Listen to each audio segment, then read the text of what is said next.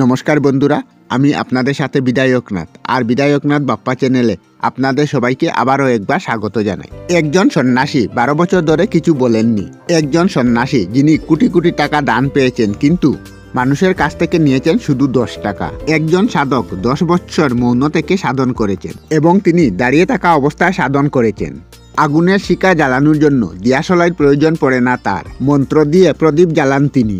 একজন সাধক যিনি গরম ঠান্ডা অনুভব করেন না, কেবল একটি ছোট্ট কাপড় পরিধান করেন এবং প্রতিটি ঋতুতে একইভাবে থাকেন।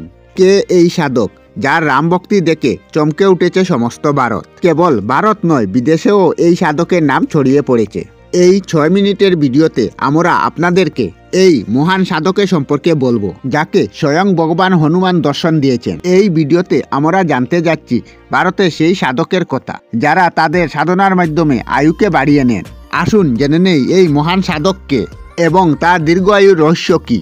এবার চলুন জেনে নেওয়া যাক এই সাধকের ব্যাপারে। বন্ধুরা, এই সাধকের নাম হলো সন্ত সিয়ারাম বাবা। তিনি মধ্যপ্রদেশের খারগঞ্জ জেলার বাসিন্দা।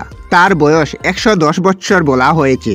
বাবার শক্তি হলো ভগবান হনুমানের প্রতি চূড়ান্ত ভক্তি এবং যখনই আপনি বাবাকে দেখবেন তখনই আপনি বাবাকে ক্রমাগত রামচরিত রামায়ণ পড়তে দেখবেন।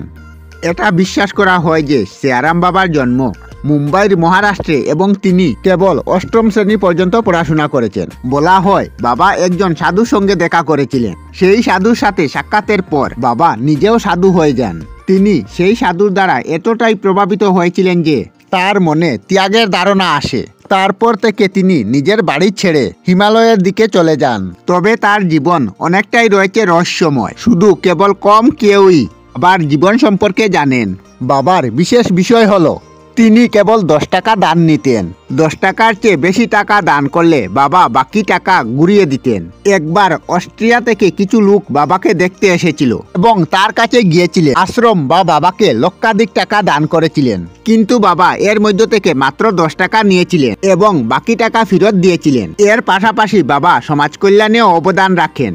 ইন্ডিয়া রিপোর্ট অনুযায়ী বাবা নর্মদা ঘাট মেরামত ও বৃষ্টি থেকে বাঁচাতে সাহায্য করেছিলেন। কনকনে ঠান্ডা হোক বা বৃষ্টি হোক বা প্রচন্ড গরম হোক, বাবা একটি ছোট্ট কাপড় ছাড়া অন্য কিছু পরেন না। লোকেরা বলেন যে আজ পর্যন্ত পূর্ণ কাপড় পরে বাবাকে কখনো তারা দেখেননি। বাবা সম্পর্কে তেমন কোনো তথ্য কারো কাছে নেই।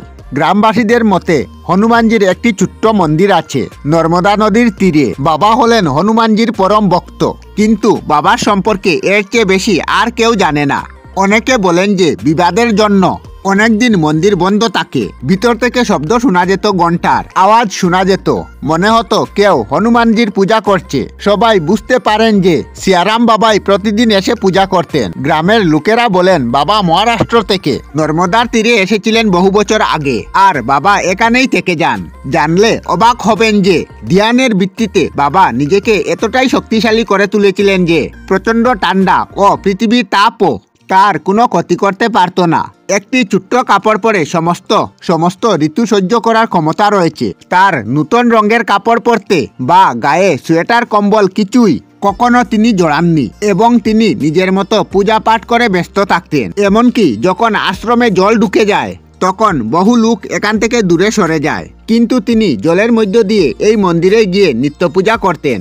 এতটাই শক্তি ছিল তার। দিয়াশলাই ছাড়াই তিনি নিজের মন্ত্র বলে নিজের মন্ত্র দিয়ে প্রদীপ জ্বালাতে পারতেন। তিনি অত্যন্ত কম কথা বলতেন, কিন্তু তার একবার দর্শন পেতেই হাজার হাজার মানুষ তার দিকে ছুটে যায়। 2024 সালের শেষের দিকে উনি অসুস্থ হয়ে পড়েন। 2024 সালের ডিসেম্বর মাসে তিনি ইহলোক ছেড়ে পরলোকে গমন করেন। উনার রাম ভক্তির জন্য আপনারা সবাই কমেন্ট বক্সে জয় শ্রীরাম বা জয় হনুমান লিখবেন। ভগবান আপনাদের সকল মনোকামনা পূর্ণ করবেন। আমরা আমাদের চ্যানেলে সব ধরনের ভিডিও আপলোড করি, যেমন ব্লগ, নিউজ, কুকিং ভিডিও, ধার্মিক আলোচনা ইত্যাদি। যদি আপনারা এই ধরনের ভিডিও দেখতে পছন্দ করেন তাহলে এই চ্যানেলটি নিশ্চয়ই সাবস্ক্রাইব করবেন। আমি আপনাদের সাথে বিদায়কনাথ আজকের মতো বিদায় নিলাম। আর ভিডিওটি ভালো লাগলে লাইক, শেয়ার ও কমেন্ট করবেন। ভিডিওটি সম্পূর্ণ দেখার জন্য অশেষ ধন্যবাদ।